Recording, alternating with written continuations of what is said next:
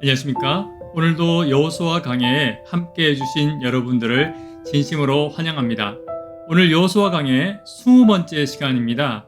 말씀의 제목은 기준이 있으니 끝이 아름답다. 기준이 있으니 끝이 아름답다 라는 제목으로 하나님 말씀 증거하도록 하겠습니다.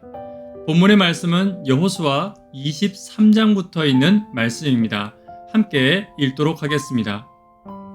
여호와께서 이스라엘의 사방 대적을 다 멸하시고 안식을 이스라엘에게 주신 지 오랜 후에 여호수아가 나이 많아 늙은지라. 여호수아가 온 이스라엘 곧 그 장로들과 두령들과 재판장들과 유사들을 불러다가 그들에게 이르되 나는 나이 많아 늙었도다. 너희 하나님 여호와께서 너희를 위하여 이 모든 나라에 행하신 일을 너희가 다 보았거니와 너희 하나님 여호와 그는 너희를 위하여 싸우신 자신이라. 보라, 내가 요단에서부터 해지는 편 대해까지의 남아있는 나라들과 이미 멸한 모든 나라를 내가 너희를 위하여 제비 뽑아 너희 지파에게 기업이 되게 하였느니라. 너희 하나님 여호와 그가 너희 앞에서 그들을 쫓으사 너희 목전에서 떠나게 하시리니 너희 하나님 여호와께서 너희에게 말씀하신 대로 너희가 그 땅을 차지할 것이라. 6절부터 있는 말씀. 그러므로 너희는 크게 힘써 모세의 율법책에 기록된 것을 다 지켜 행하라. 그것을 떠나 좌로나 우로나 치우치지 말라. 너희 중에 남아있는 이 나라들 중에 가지 말라. 그 신들의 이름을 부르지 말라. 그것을 가리켜 맹세하지 말라. 또 그것을 섬겨서 그것에게 절하지 말라. 오직 너희 하나님 여호와를 친근히 하기를 오늘까지 행한 것 같이 하라. 그러므로 스스로 조심하여 너희 하나님 여호와를 사랑하라. 아멘. 찬미가 452장 함께 찬미하도록 하겠습니다. 귀하신 주여 날 붙드사 주께로 날마다 더 가까이 저 천국 나가 나올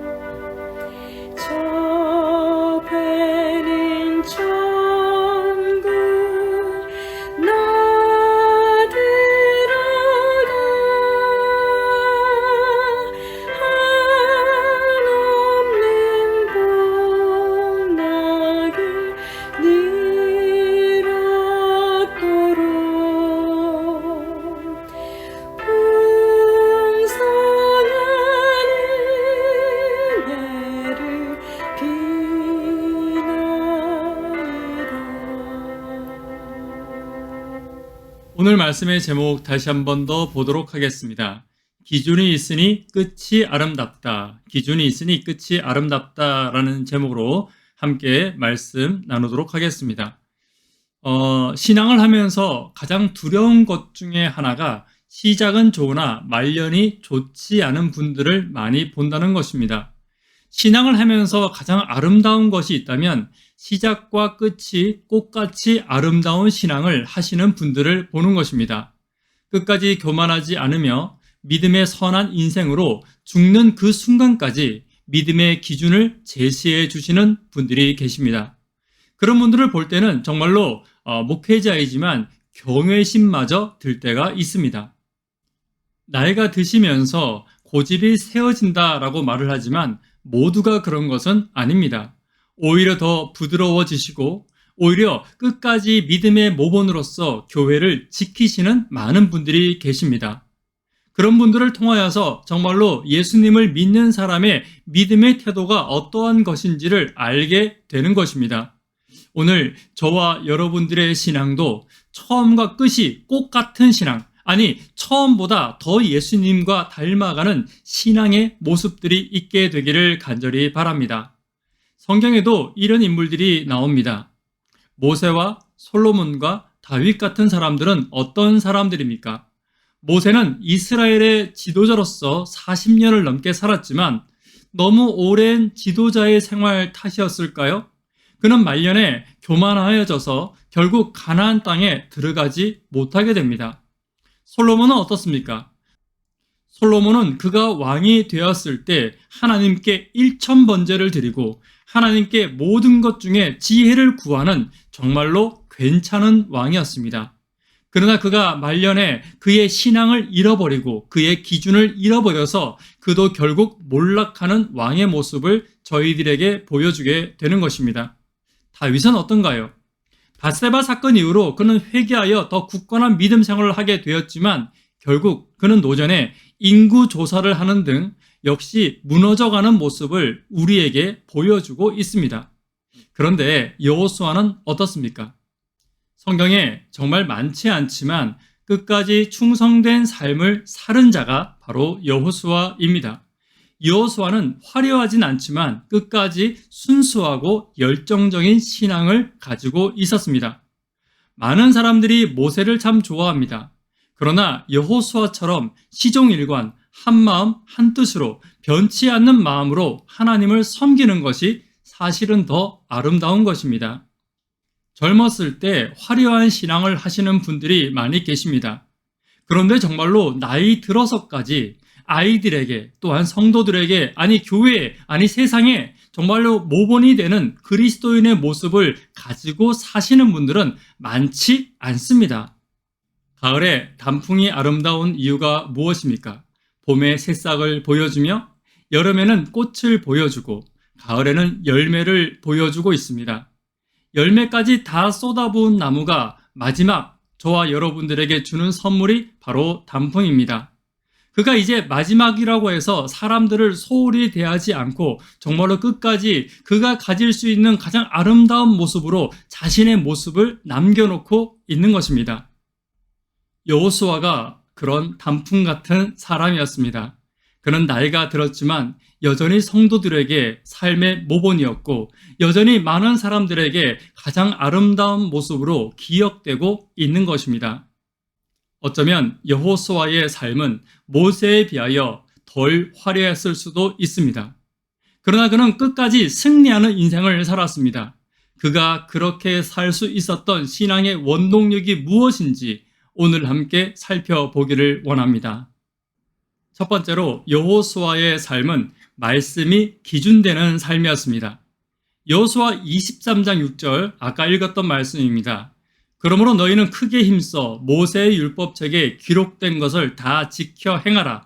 그것을 떠나 좌로나 우로나 치우치지 말라.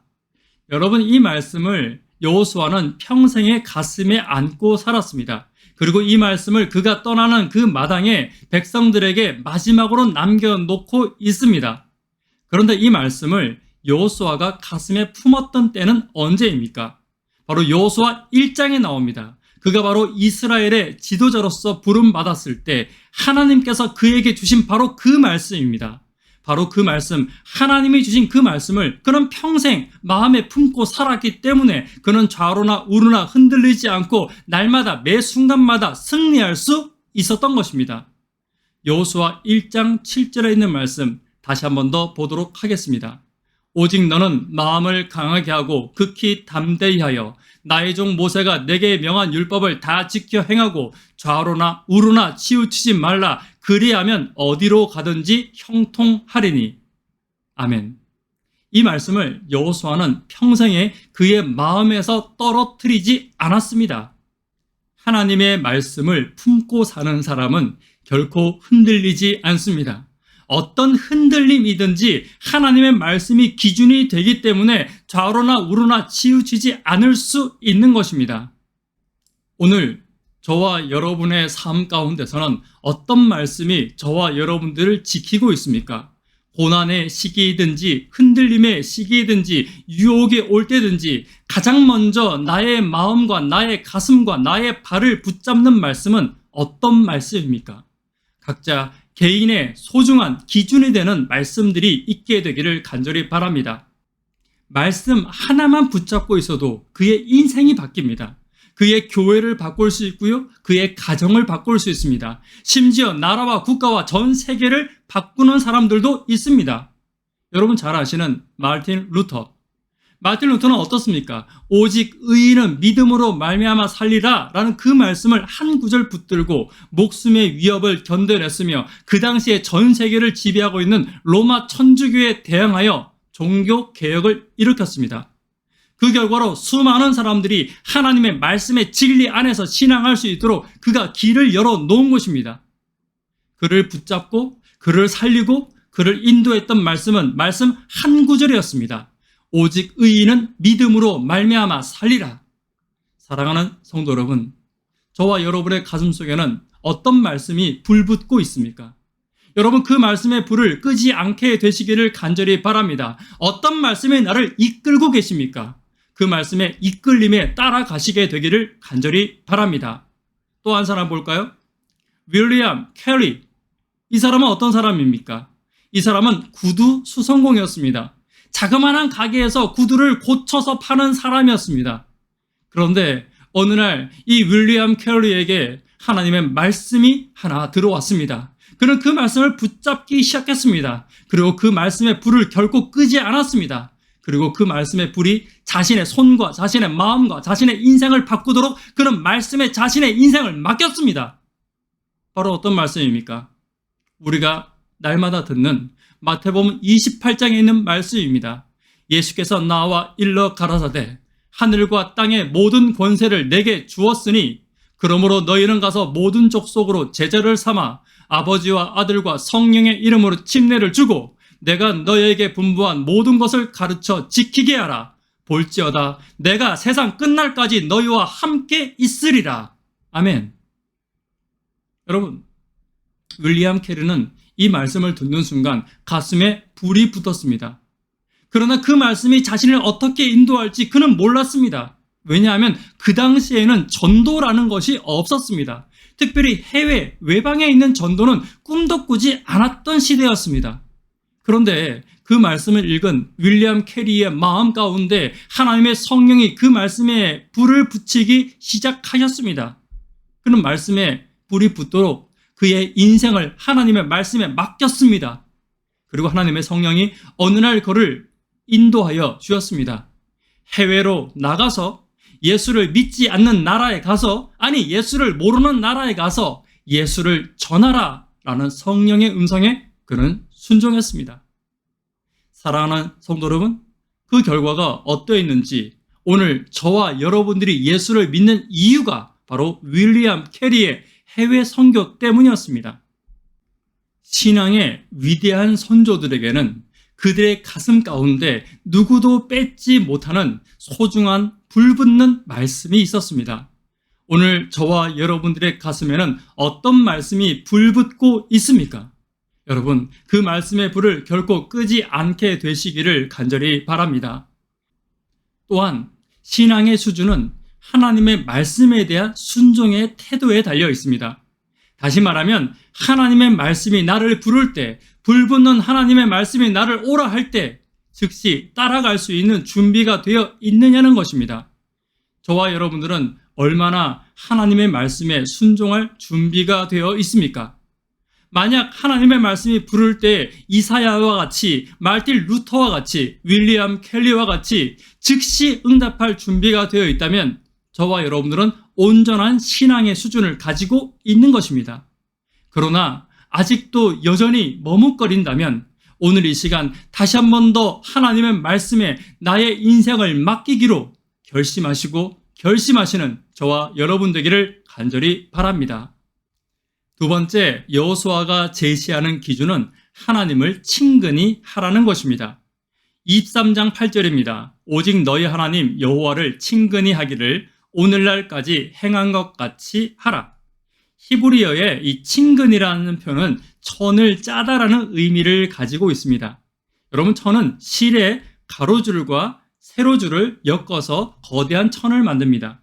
그런데 그 중에서 만약에 세로줄이든지 가로줄이든지 줄을 하나만 빼기만 해도 그것은 천이 될 수 없는 것입니다. 다시 말하면 내 인생에서 하나님을 뺀다면 아무것도 아닌 인생, 이것이 하나님과 친근한 인생이라는 것입니다. 이제까지 하나님께서는 이스라엘 백성들과 친근하게 행하셨습니다.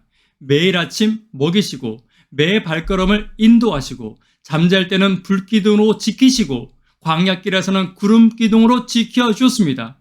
그들의 옷이 헤어지지 않도록 도와주셨고 그들의 신발이 닳지 않도록 하나님께서 인도하여 주셨습니다. 그들이 울 때는 물을 주셨고 그들이 배고플 때는 만나로 먹이시고 메추라기로 먹여주셨습니다. 그들의 불평불만을 하나님께서 단 하나도 놓치지 않고 다 들어주셨습니다.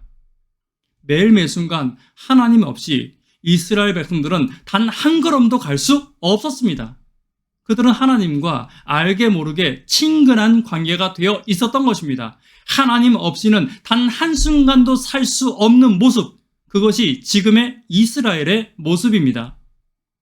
여호수아는 말합니다. 앞으로도 하나님 없이는 한 발자국도 가지 말고 하나님 없이는 한순간도 살지 말라라는 의미에서 여호수아는 백성들에게 하나님과 친근히 살아가라 라고 말하고 있는 것입니다.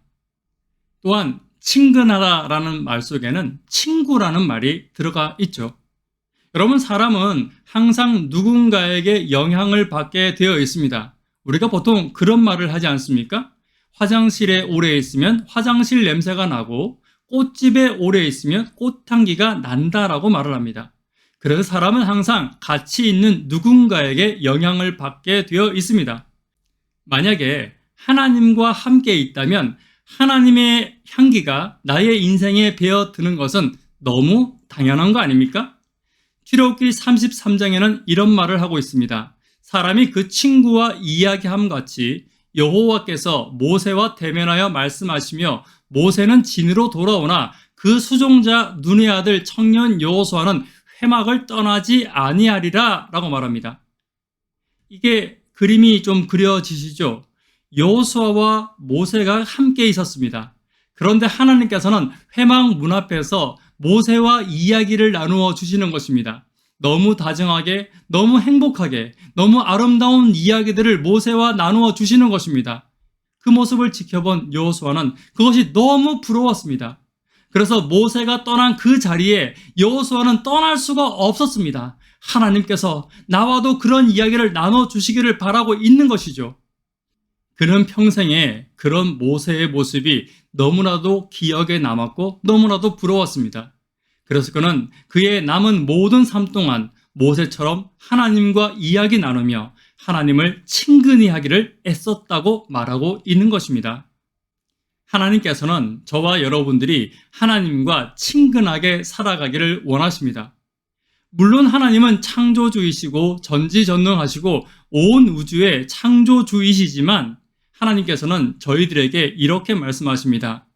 마가복음 14장 36절, 로마서 8장 15절, 갈라디아서 4장 6절에 하나님께서는 저희들에게 하나님을 이렇게 부르기를 원하셨습니다. 아바, 아버지라. 이 말은 우리말로 하면 아빠라는 뜻이죠. 하나님께서는 멀리 있는 존재가 아니라 바로 내 옆에 친구와 같이, 아빠와 같이, 부모와 같이, 형제와 같이 나와 함께 살기를 원하신다는 것입니다. 사랑하는 성도 여러분, 하나님과 친근하여지기를 간절히 바랍니다. 하나님과 친근하지 않을 때 이방인들과 친근해질 수밖에 없습니다. 하나님을 친근해하는 성도가 되든 세상을 친근해하는 사람이 되든 저와 여러분들의 선택은 둘 중에 하나입니다.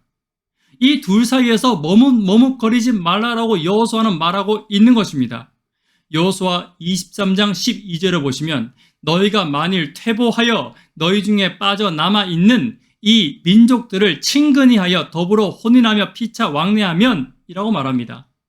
이방 민족과 친근하게 지내는 것을 신앙의 퇴보다, 인생의 퇴보다, 하나님의 백성됨의 퇴보다 라고 말하고 있는 것입니다. 다른 말로 하면 축복으로부터 멀어지는 것이다 라고 여호수아는 말하고 싶은 것입니다.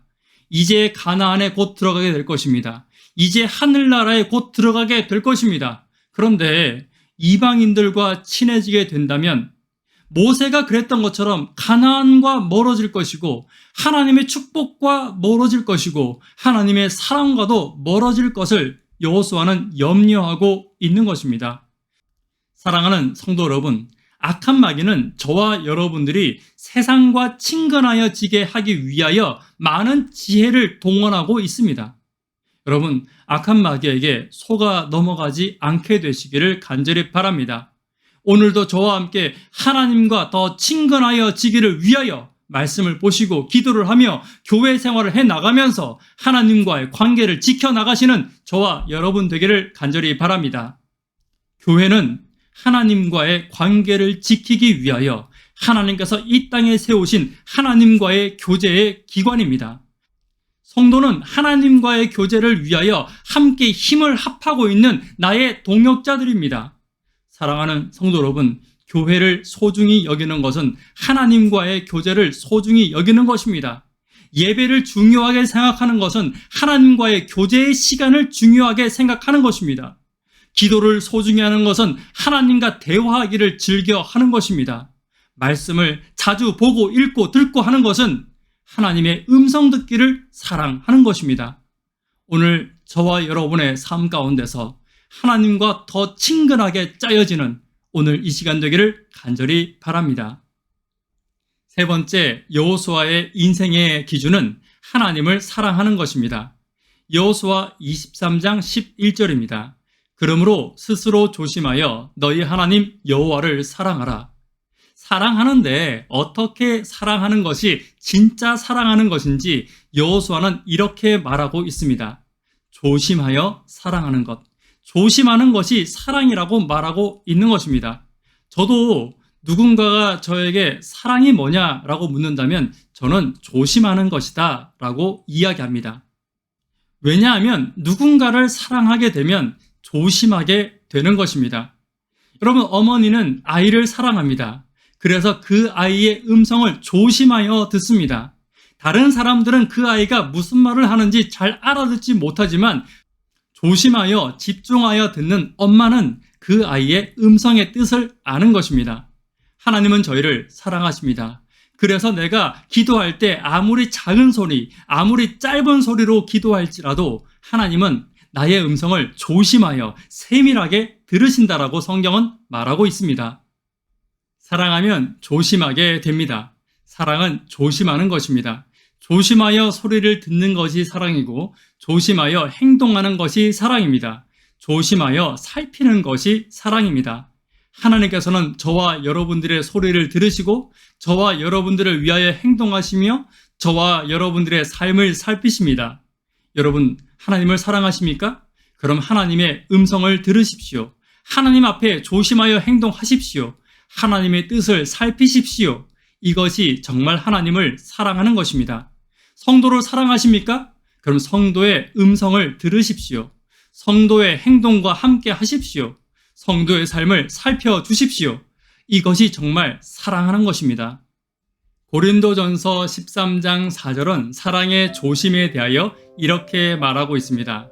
사랑은 오래 참고, 사랑은 온유하며 시기하지 아니하며 자랑하지 아니하며 교만하지 아니하며. 사랑은 오래 참는 것입니다. 조심하니까 오래 참는 것이죠. 조심하니 온유할 수 있는 것이고, 조심하니 시기하지 않는 것입니다. 조심하니 내가 나를 자랑하지 않고 상대방을 더 인정하는 것입니다. 조심하니 상대보다 나를 높이는 교만을 가지지 않으며 상대 앞에 내가 낮아지게 되는 것입니다.